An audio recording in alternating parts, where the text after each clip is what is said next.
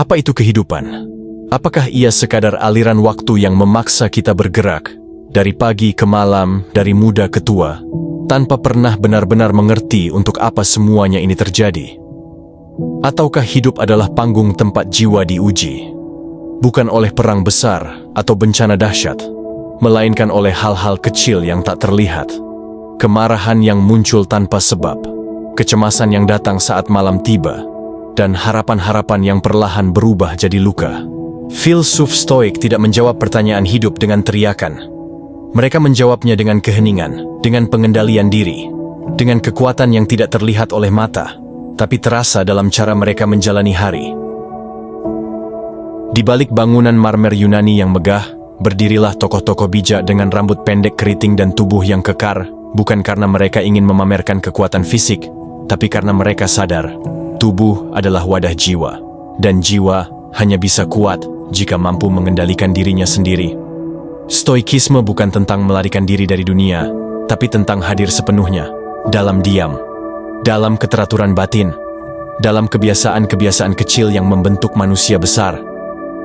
Dalam video ini, kita tidak akan membicarakan teori panjang atau kutipan rumit.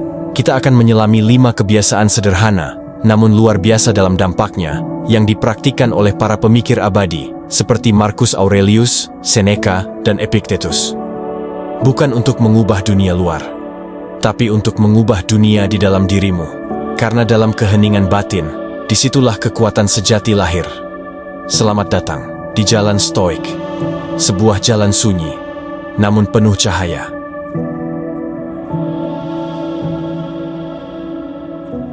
Kita hidup di zaman yang semakin bising. Suara orang-orang di sekeliling kita tak pernah benar-benar berhenti. Media sosial dipenuhi komentar, pendapat, kritik, dan pujian yang datang silih berganti. Hari ini kamu dipuji karena pencapaianmu, besok kamu dikritik karena hal sepele. Dunia seperti tidak pernah puas menilai. Mereka akan menyorotmu dari ujung kaki hingga ujung kepala, mencari celah untuk mengagumi atau menghancurkan. Sayangnya banyak dari kita tumbuh dengan keinginan untuk menyenangkan semua orang. Tapi mari kita jujur, hidup untuk memuaskan semua orang adalah penderitaan yang halus, namun mengikis. Karena tak peduli sekeras apapun kamu berusaha, akan selalu ada orang yang tidak suka. Dan akan selalu ada orang yang hanya menyanjungmu ketika mereka sedang senang. Kita terlalu sering meletakkan kebahagiaan kita di tangan orang lain. Ketika mereka memuji, kita merasa berharga. Tapi ketika mereka mengkritik, kita merasa hancur. Kita membiarkan harga diri kita bergantung pada komentar-komentar eksternal yang berubah-ubah, tidak konsisten, dan seringkali tidak penting. Disinilah kebijaksanaan Stoik mulai berbicara. Filsafat ini tidak memintamu menjadi dingin atau mati rasa.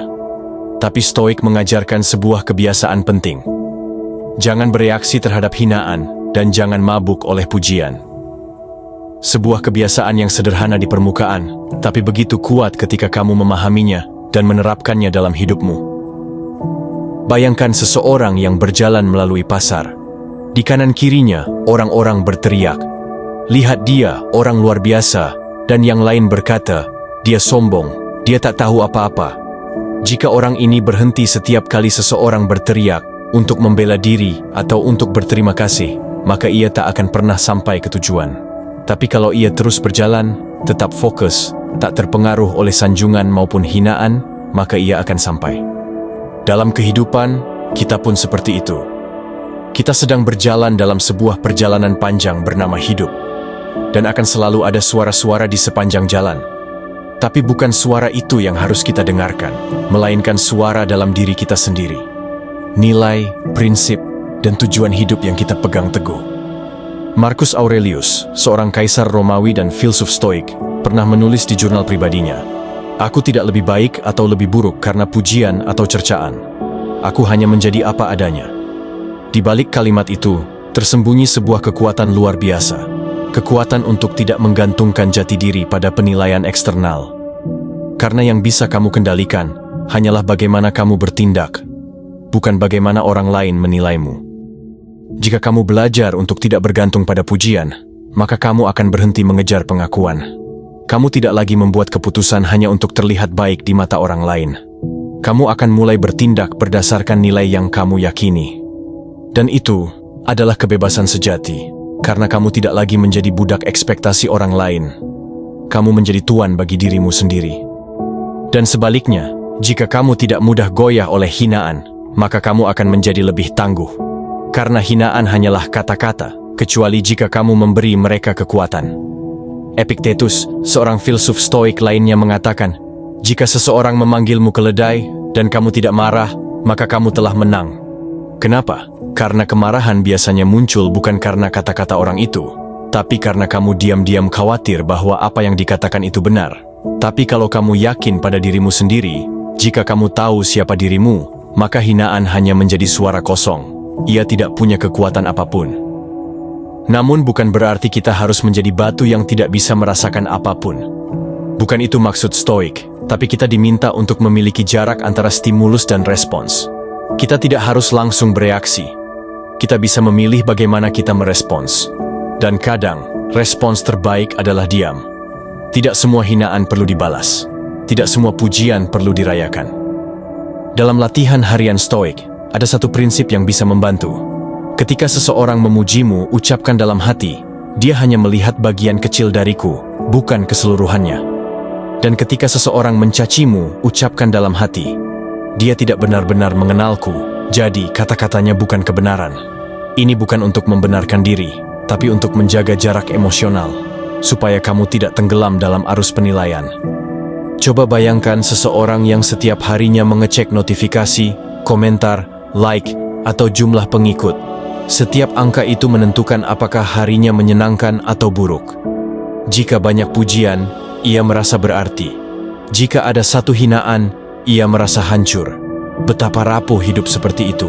Tapi seseorang yang menjalani hidupnya berdasarkan nilai stoik tidak butuh itu semua. Ia tetap melakukan yang terbaik meski tidak ada yang melihat. Ia tetap memperbaiki dirinya meski tidak ada yang memuji.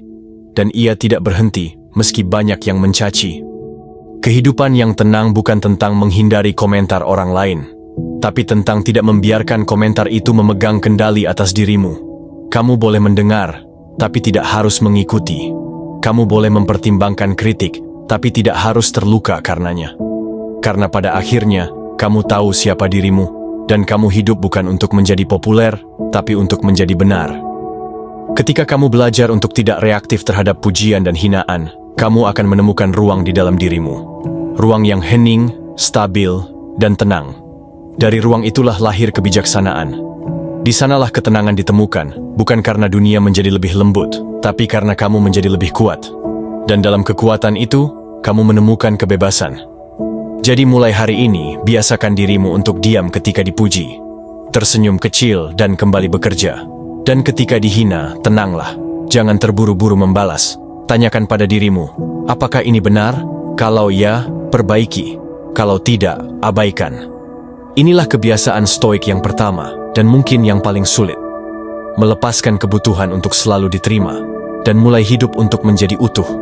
Karena yang paling penting dalam hidup ini bukan apa yang orang katakan tentangmu, tapi siapa kamu ketika tidak ada yang melihat.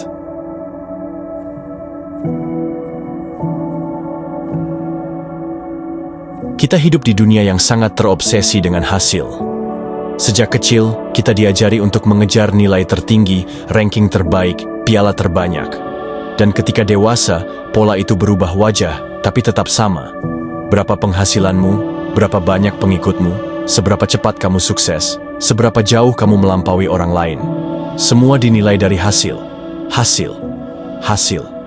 Seakan proses tidak lagi penting, seakan kerja keras tanpa pengakuan adalah sia-sia.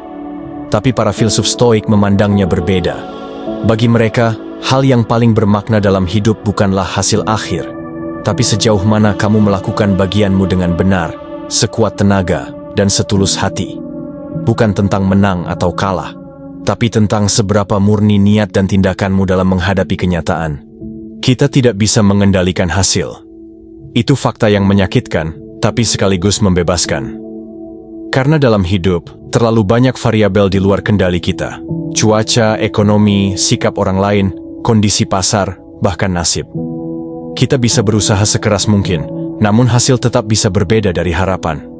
Jika hidup kita hanya bergantung pada apakah kita berhasil atau gagal secara duniawi, maka kita akan terus kecewa, marah, dan putus asa ketika realitas tidak berjalan sesuai keinginan. Marcus Aurelius menulis dalam Meditations, "Lakukan tugasmu tanpa peduli apakah orang lain akan melihat atau tidak. Jangan mengharapkan hasil. Fokus pada tindakan." Dalam kalimat ini tersimpan ajaran penting. Seorang stoik sejati tidak menggantungkan semangatnya pada penghargaan atau pujian. Ia bekerja karena itu adalah hal benar yang harus dilakukan. Ia berkarya karena itu adalah perwujudan dari nilai dalam dirinya. Ia bergerak bukan untuk mendapat aplaus, tapi karena diam bukan pilihan. Bayangkan seseorang yang menanam pohon. Ia menggali tanah, menaruh bibit, menyiramnya setiap hari, memberi pupuk, dan menjaga dari hama. Tapi ia tahu, pertumbuhan pohon itu bukan sepenuhnya di tangannya. Ada hujan, matahari, musim, dan waktu yang tidak bisa ia kontrol. Yang bisa ia kendalikan hanyalah menanam dengan sungguh-sungguh. Dan itulah yang membuatnya damai. Karena ia telah melakukan bagiannya. Dan itu cukup. Namun banyak dari kita terjebak dalam harapan. Aku sudah berusaha, kenapa belum berhasil? Pertanyaan itu menyiratkan bahwa usaha hanya sah jika membuahkan hasil. Tapi dalam stoikisme, usaha itu sendiri sudah merupakan kemenangan. Karena kamu memilih untuk bertindak dengan kehendak baik di tengah dunia yang tidak bisa ditebak. Karena kamu tidak menyerah, meski tahu hasilnya belum tentu datang. Epictetus pernah berkata, "Kamu adalah aktor dalam sebuah drama. Peranmu ditentukan oleh alam. Tugasmu hanyalah memainkan peran itu dengan baik." Kalimat ini mengingatkan kita bahwa hidup bukan tentang menjadi pemenang di panggung dunia, tapi tentang bagaimana kamu bersikap di atas panggung. Entah kamu diberi peran besar atau kecil, populer atau tidak dikenal, kaya atau sederhana, itu bukan intinya. Yang penting adalah kamu memerankannya dengan integritas. Jika kamu hanya berfokus pada hasil, maka kamu akan mudah menyerah ketika hasil itu tidak segera datang. Tapi jika kamu fokus pada tindakan, kamu akan terus berjalan, karena kamu tahu setiap langkah itu berharga, bahkan saat orang lain tak melihat. Kebiasaan ini membentuk karakter. Ia melatih ketekunan, kesabaran, dan kerendahan hati. Karena kamu tidak lagi berjuang demi penghargaan, tapi demi prinsip. Dan kamu tahu apa yang menarik? Ketika kamu berhenti mengejar hasil, hasil itu sering kali datang dengan sendirinya. Tapi kamu tidak lagi bergantung padanya. Kamu akan menyambutnya dengan tenang, dan tetap melangkah, seolah tidak terjadi apa-apa. Karena kamu tidak lagi berorientasi pada hasil, tapi pada perjalanan. Dan dalam perjalanan itulah, kamu menemukan makna. Di tengah dunia yang serba cepat dan instan, kebiasaan ini terasa seperti pelawan arus. Kamu mungkin dianggap lambat, aneh, atau kurang ambisius. Tapi sebenarnya, kamu justru sedang membangun sesuatu yang jauh lebih kuat dari sekadar pencapaian. Kamu sedang membangun keteguhan batin. Saat orang lain panik karena gagal mencapai target, kamu tetap tenang. Karena kamu tahu, kamu telah melakukan yang terbaik. Saat orang lain hancur karena tidak diakui, kamu tetap berdiri. Karena pengakuan bukan tujuanmu. Tujuanmu adalah terus menjadi lebih baik, hari demi hari, meski tidak ada yang tahu. Coba renungkan, berapa banyak dari penderitaan kita berasal dari hal-hal yang tidak bisa kita kendalikan. Kita marah karena hasil ujian tidak sesuai harapan. Kita kecewa karena bisnis tidak tumbuh seperti rencana. Kita sedih karena orang lain tidak menghargai kerja keras kita. Tapi, semua itu adalah hasil. Dan hasil, seperti cuaca, tidak selalu bisa diprediksi. Yang bisa kita lakukan hanyalah membawa payung, menanam benih, dan tetap berjalan. Bagi stoik, keutamaan hidup bukanlah sukses besar, tapi ketekunan kecil. Satu tindakan baik yang diulang setiap hari. Satu keputusan benar, meski sulit. Satu langkah menuju kebaikan, meski sunyi. Karena pada akhirnya, hidup yang dijalani dengan prinsip lebih tenang dibanding hidup yang dijalani dengan obsesi akan hasil. Jadi mulai sekarang, ketika kamu bekerja, belajar, berlatih, atau mengejar mimpi, berhentilah sebentar dan tanyakan, apakah aku sedang melakukan ini karena nilainya, atau karena ingin hasil cepat? Jika jawabannya adalah demi nilai, maka teruskan. Tapi jika hanya demi hasil, berhentilah sejenak dan atur ulang niatmu. Karena hasil bisa datang dan pergi. Tapi prinsip akan membentuk siapa kamu sebenarnya. Ingatlah, Dunia boleh menilai dari hasil, tapi kamu bisa memilih untuk hidup dari tindakan. Dan ketika kamu fokus pada apa yang bisa kamu kendalikan, kamu tak lagi menjadi korban dari hasil yang tak terduga, tapi menjadi tuan atas hidupmu sendiri.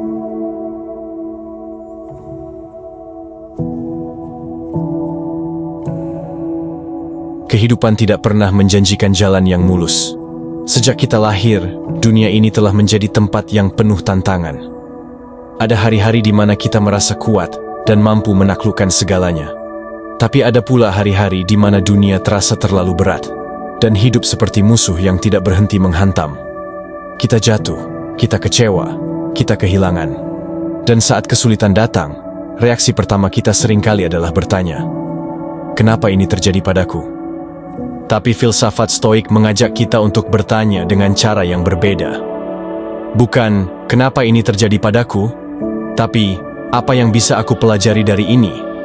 Karena bagi seorang Stoik, kesulitan bukan musibah, tapi guru. Bukan beban, tapi latihan. Kehidupan yang penuh tantangan justru merupakan tempat paling subur untuk membentuk kekuatan batin. Dan setiap kesulitan adalah undangan untuk tumbuh lebih kuat. Marcus Aurelius menulis, "Hidup bukan tentang menghindari kesulitan, tapi tentang menjalaninya dengan kehormatan." Kalimat ini terasa sederhana, tapi begitu dalam. Ia mengajarkan bahwa kita tidak seharusnya menghabiskan hidup dengan terus berlari dari rasa sakit. Karena semakin kamu menolak kenyataan, semakin besar penderitaan yang kamu rasakan.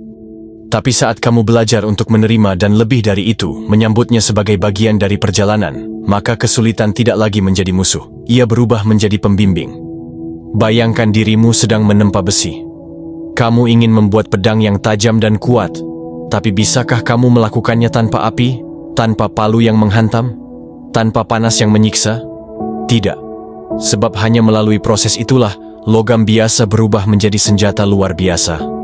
Begitu pula dengan jiwa manusia. Ia tidak tumbuh saat hidup mudah. Ia menguat ketika diuji, dibentuk, dan dipaksa untuk bertahan. Kita sering mendambakan kehidupan yang tenang dan bebas dari gangguan. Tapi sesungguhnya, tenang bukan berarti tanpa badai. Tenang adalah ketika kita bisa berdiri kokoh di tengah badai dan berkata, "Aku tidak takut." Itu bukan keberuntungan. Itu adalah hasil dari latihan mental yang panjang. Dan salah satu latihan terbesarnya adalah melalui kesulitan. Epictetus sendiri adalah seorang mantan budak.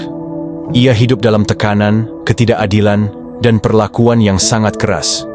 Tapi dari hidup yang tampaknya penuh penderitaan, lahirlah pemikiran-pemikiran paling bijak tentang keteguhan dan kebebasan batin. Ia tidak menyalahkan dunia. Ia justru berkata, "Kamu tidak bisa memilih apa yang terjadi padamu, tapi kamu bisa memilih bagaimana kamu menyikapinya." Dalam kalimat itu ada kekuatan yang tak ternilai. Karena itu berarti kamu punya kendali, bahkan di tengah penderitaan yang paling dalam. Kesulitan adalah cermin. Ia memperlihatkan siapa kita sebenarnya. Saat segalanya baik-baik saja, semua orang bisa terlihat tenang. Tapi saat badai datang, barulah karakter sejati muncul. Maka ketika kamu mengalami kegagalan, rasa sakit, kehilangan, atau kesendirian, jangan buru-buru lari. Diamlah sejenak, rasakan semuanya, dan perlahan tanyakan, apa yang kehidupan sedang coba ajarkan padaku? Mungkin kamu kehilangan sesuatu yang sangat kamu cintai. Rasa sakit itu nyata, dan tidak ada yang menyangkalnya. Tapi di balik itu, mungkin kehidupan sedang mengajarkanmu tentang keikhlasan, tentang melepaskan, atau tentang kekuatan yang selama ini tertidur di dalam dirimu.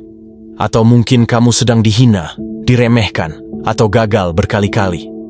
Rasanya seperti dunia tidak adil.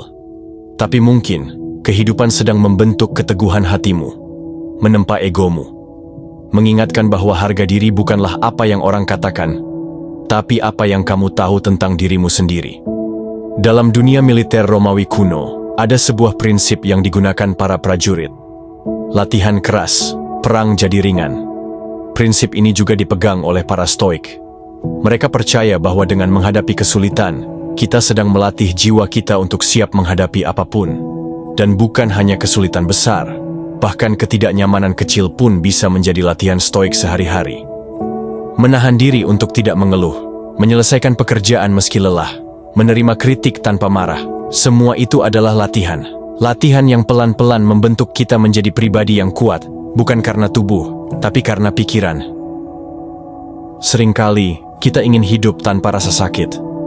Tapi jika kamu pikirkan baik-baik, justru saat-saat tersulit dalam hidupmu adalah saat-saat di mana kamu belajar paling banyak.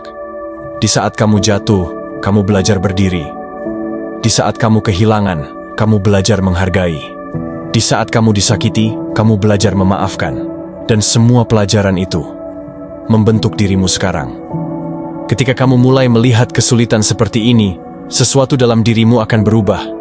Kamu tidak lagi menjadi korban hidup. Kamu menjadi pelajar kehidupan. Kamu tidak lagi mengeluh setiap kali terluka. Kamu mulai bertanya, apa pelajaran tersembunyi di balik semua ini? Dan ketika kamu belajar menerima, bukan dengan kepasrahan, tapi dengan kesadaran, maka kesulitan bukan lagi musuh. Ia menjadi teman yang keras, tapi jujur. Ada sebuah kalimat indah dari Seneca.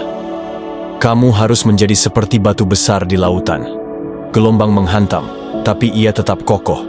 Air mengalir di sekelilingnya, tapi ia tidak bergerak. Batu itu tidak menghindari gelombang. Ia menerima, tapi ia tidak menyerah. Dan begitulah kita seharusnya. Tidak menjadi rapuh hanya karena dunia tidak selalu lembut. Tidak hancur hanya karena hidup tidak sesuai rencana, tapi tetap berdiri dengan kepala tegak dan hati yang lapang. Mulai hari ini, ubahlah caramu memandang kesulitan.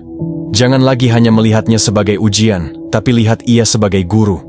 Dengarkan baik-baik apa yang ia coba katakan. Dan kamu akan menemukan bahwa di balik setiap luka ada pelajaran. Di balik setiap kehilangan ada pertumbuhan. Dan di balik setiap kesakitan ada kemungkinan baru yang sedang terbuka. Kamu tidak harus suka dengan kesulitan, tapi kamu bisa memilih untuk belajar darinya. Dan saat kamu mampu melakukan itu, kamu telah melangkah ke tahap yang lebih tinggi dalam kehidupan. Kamu tidak hanya hidup, kamu tumbuh.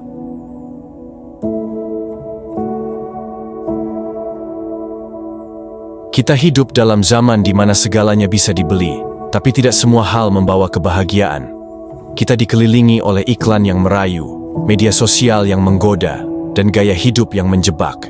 Kita diajak untuk terus menginginkan lebih kaya, lebih terkenal, lebih sempurna. Tapi, semakin kita mengejar itu semua, semakin jauh kita dari kedamaian batin. Kita mulai merasa kurang, padahal kita sudah punya cukup banyak. Kita merasa hidup kita hampa, padahal kita hanya terlalu sibuk membandingkan.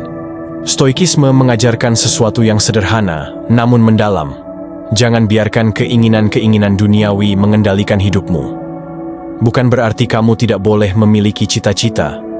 Bukan pula berarti kamu harus hidup dalam kemiskinan. Tapi pertanyaannya adalah, siapa yang mengendalikan siapa? Apakah kamu yang mengendalikan keinginanmu, atau justru kamu diperbudak olehnya? Banyak orang beranggapan bahwa kebahagiaan bisa dibeli. Rumah megah, mobil mewah, baju bermerek. Tapi betulkah itu? Kita lihat orang-orang kaya yang tetap gelisah.